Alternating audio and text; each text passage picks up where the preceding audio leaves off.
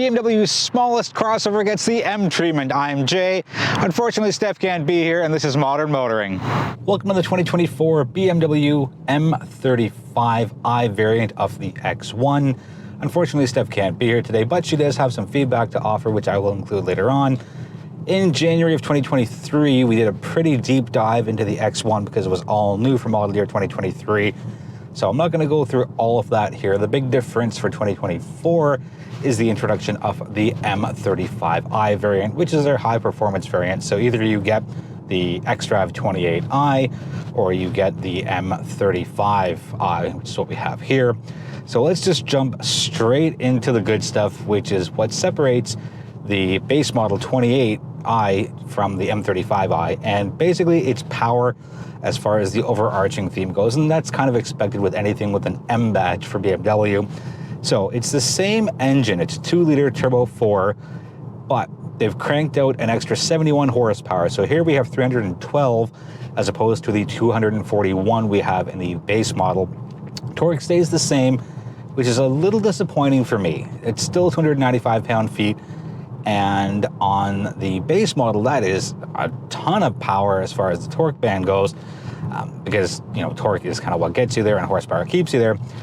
But I would have liked to have seen a bump in the torque figures here in the M35i, just because it has that M, not full-out M badge, but it does have the M variant to it. Both still run off a 7-speed automatic transmission.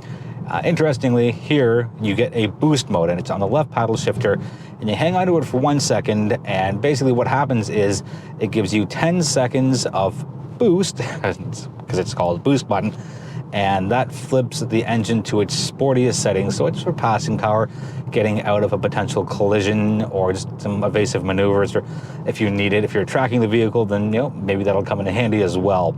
Let's go through what's standard here on the M35i. So you get M Sport brakes, and I know you'll say, well, there's red Sport brakes. Does that mean that's what it comes with? Well, no, because that's part of an upgraded M Sport package. You still get the M brakes, but the calipers are red with the package. You get the quad tailpipes, 2 on each side, which is pretty cool. You get an upgraded Harman Kardon audio system at standard fare here. Importantly, and I think this is what separates it the most from the base model, engine power aside, it's the adaptive M suspension. So with something that rides a little on the rougher side, because, well, it is, you know, part of the M variant and it does have all that extra horsepower to it, having that adaptive M suspension definitely helps smooth things out on highways or regular roads or back roads or whatnot. Also, a stronger crankshaft has been included in this M version. You get standard 19-inch light alloy M wheels. Now, this vehicle has been decked out with 20-inch wheels. I got a larger spoiler as well, and usually I'm not a fan of bigger spoilers. I just find most times they make the vehicle look just a little comical, but the way BMW's done it here and integrated it looks extremely sharp. You get the side skirt extensions as well, and on the inside you get iDrive 9 and some extra little bits and pieces of, you know, there's a center line here at the top of the steering wheel. Now, you'll see that there are M-specific sport seats. Those, again, come with the M Sport package. I don't mind them, mostly because I barely fit into them. If I lost some weight, I think I'd be a little more comfortable myself. But they're not too bad. Power seats as well. If I was picking this up, I don't think I'd go for that option. I think I'd skip it and just go with the regular seats. Onto the driving portion, and BMW said this specifically tuned engine is their most powerful modular engine in their lineup.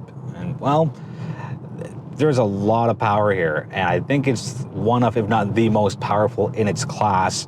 Now, on the road itself, even with the adaptive M suspension, it still rides a little rough. You feel a lot of the bumps, and part of that might be the 20-inch wheels, but even still, the way the vehicle is tuned, it's got an M badge on it. It's going to be performance-based, and it's going to be extremely responsive, which it is, and it sounds pretty good. You step down, and you get some blurbles out of the back end, and, you know, everything you expect out of a high-performance vehicle.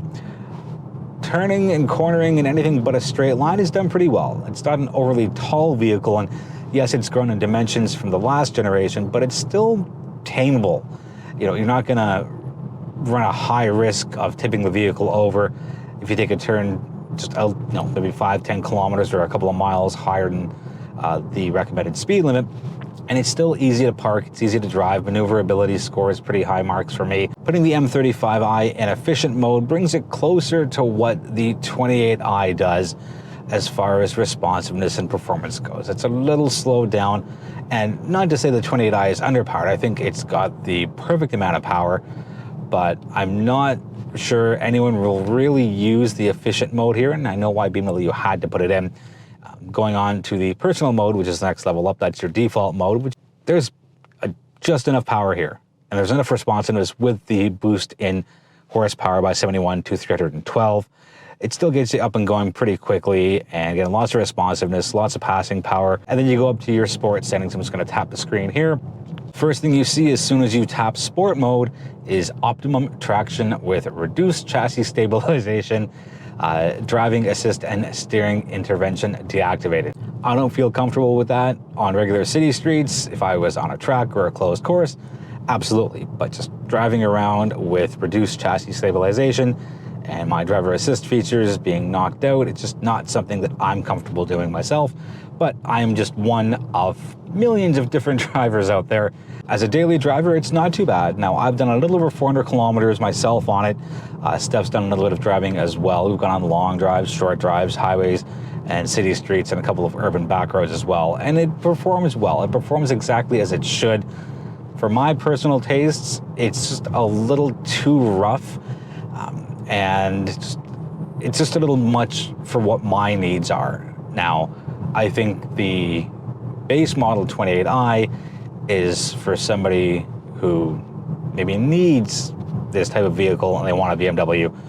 I think the M35 is a want. It's something that, you know, you want the extra jump in power, you want the adaptive M suspension, you want the extra little bits, maybe you want the upgraded sports seats. You know, it's the extra bits that you're getting here, and it's an extremely enhanced performance vehicle over the 28i.